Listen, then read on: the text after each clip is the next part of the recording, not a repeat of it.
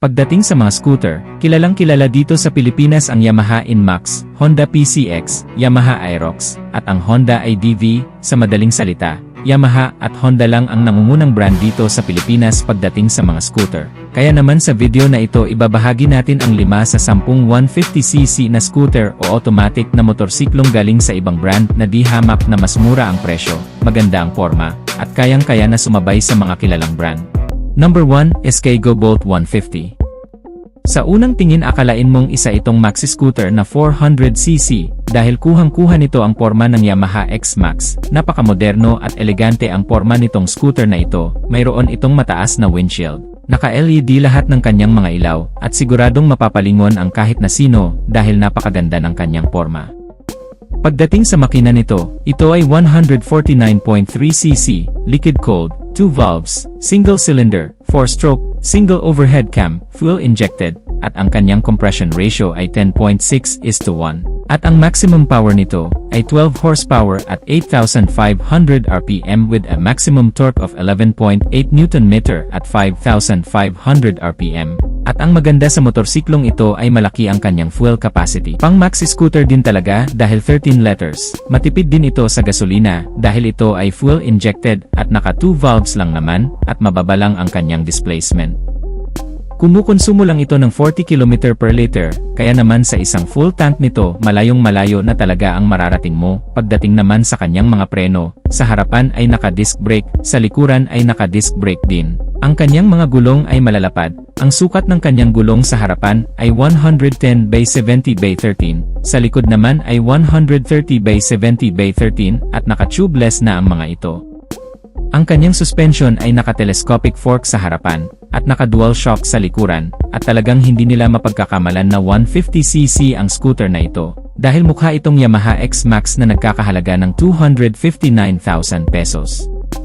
Pero pagdating sa presyo nitong SK Go Bolt 150, nagkakahalaga lang ito ng 115,000 pesos. Number 2, SYM Husky 150. Kamakailan lang ay inilunsad na itong bagong scooter ng SYM. Ito nga ang SYM Husky 150. Sobrang hinangaan ito ng maraming tao, dahil napakaganda ng kanyang disenyo at sobrang advanced din ng kanyang mga features. Sa katunayan, itong SYM Husky 150 ang isa sa pinakapopular sa bansang Taiwan, at sa ngayon ay nandito na sa Pilipinas.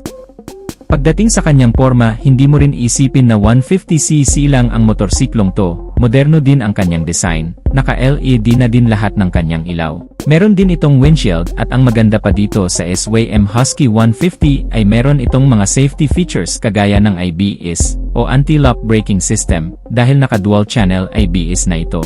Harap at likod naka-ABS o anti-lock braking system na. Meron pa itong traction control system. Pagdating sa kanyang makina, ito ay 150cc, single cylinder, 4-stroke, 4 valves, liquid-cooled, ang kanyang compression ratio ay 11.2:1. Ang maximum power ay 10.8 kilowatts at 8,000 RPM, with a maximum torque of 14.5 Nm at 6,000 RPM. Ito'y naka-electric fuel injected na din. Ang maganda rin sa motorsiklong to ay malaki ang kanyang fuel capacity. 15 liters ang isang full tank nito kaya malayo na rin ang mararating mo sa isang full tank mo. Matipid din ito sa gasolina dahil ito'y electric fuel injected. Kumukonsumo lang din ito ng 40 to 45 km per liter. Napakalapad ng kanyang mga gulong. Ang sukat ng kanyang gulong sa harapan ay 120/70/13, sa likod naman ay 130/70/13, naka-tubeless na rin ang mga ito. Pagdating sa kanyang suspension, naka-telescopic fork sa harapan at sa likuran naman ay naka-monoshock. Hindi ba napakaganda ng forma nitong bagong SYM Husky 150? Siguradong marami rin ang bibili ng scooter na ito. Pagdating naman sa kanyang presyo ay nagkakahalaga lang ito ng 152,000 pesos. Number 3. IFKM Slick 150. Napakaganda din ng forma nitong Slick 150. Naka-LED na rin lahat ng kanyang mga ilaw. Meron din itong windshield dito sa harapan at ang maganda sa kanya ay naka-flat footboard na ito kaya meron kang paglalagyan ng mga gamit mo dito sa harapan. At pagdating naman sa makina nito, ito ay 150cc, 4-stroke, 4 valves, liquid-cooled, single cylinder, single overhead cam.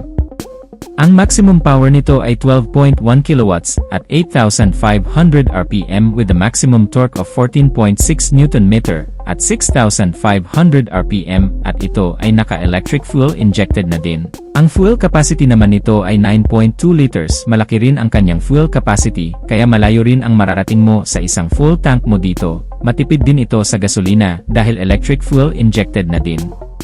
Kumukonsumo lang din ito ng up to 40 km per liter. Pagdating naman sa kanyang preno, naka-disc brake sa harapan at naka-disc brake na rin dito sa likuran. Sa suspension naman, naka-telescopic fork sa harapan at naka-dual shock dito sa likuran. Ang sukat naman ng kanyang gulong sa harapan ay 100 by 80 by 14. Sa likod naman ay 120 by 70 by 14. Napakaganda rin ang forma nitong IFKM Slick 150 na ito. Pagdating naman sa kanyang presyo, nagkakahalaga lang ito ng 123,000 pesos. Number 4, Euromotor Model T150 version 2. Ito namang scooter na ito ay medyo nahahawig sa Honda Click 160. Napakaganda rin ang kanyang forma, naka-LED na rin lahat ng kanyang mga ilaw. Sobrang advanced din ng kanyang features dahil naka-keyless na rin ito with answer back system and anti-theft alarm at pagdating naman sa makina nito, ito ay 150cc, 4-stroke, 2 valves, single cylinder, single overhead cam. Ang compression ratio ay 9.5:1 at ito ay naka-electric fuel injected na din. Ang maximum power ay 8.6 kilowatts at 8,000 RPM with a maximum torque of 11.5 Nm at 6,500 RPM. Ang fuel capacity naman nito ay 6.5 liters at dahil ito ay electric fuel injected ay kumukonsumo lang din ito ng up to 40 km per liter. Pagdating naman sa kanyang preno, sa harapan ay naka-disc brake, sa likuran naman ay naka-drum brake, at ang sukat ng kanyang gulong dito sa harapan ay 90 by 80 by 14. Sa likod naman ay 100 by 80 by 14 at naka-tubeless na ang mga ito. Sa suspension naman ay naka-telescopic fork sa harapan, sa likuran naman ay naka-single shock, at napakaganda ng forma nitong Euromotor Model T150 na version 2. Pagdating naman sa kanyang presyo, sobrang affordable lang nito dahil 77,900 pesos lang.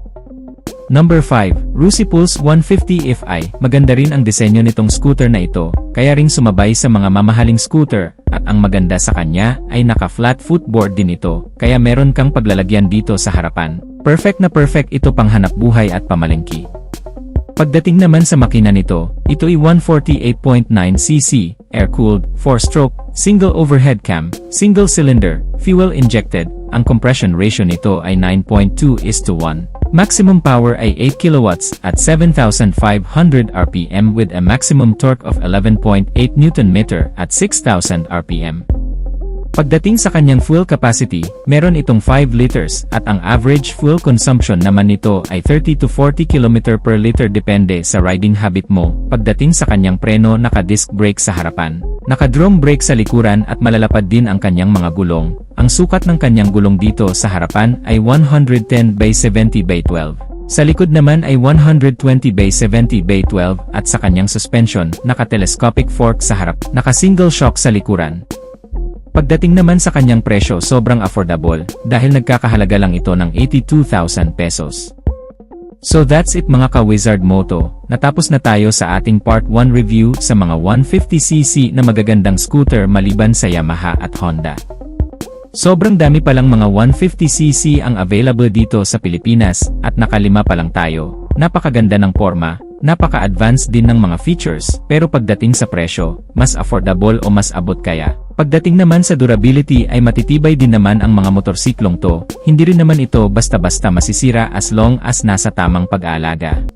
Kung ikaw ang tatanungin, ano ang pinaka nagustuhan mo sa 5 motorsiklo na napag-usapan natin sa video na ito, paki-comment mo na lang sa baba, at kung nagustuhan mo naman ang videong to, just hit like. At kung bago ka pa lang sa aking YouTube channel ay huwag kalimutang mag-subscribe. Hit mo na rin ang notification bell icon para sa mga susunod kong video ay updated ka palagi. Huwag din kalimutang mag-follow sa ating Facebook page. So hanggang dito na lang muna tayo mga ka-Wizard Moto. Maraming salamat sa walang sawang pagsuporta. Ride safe as always and God bless.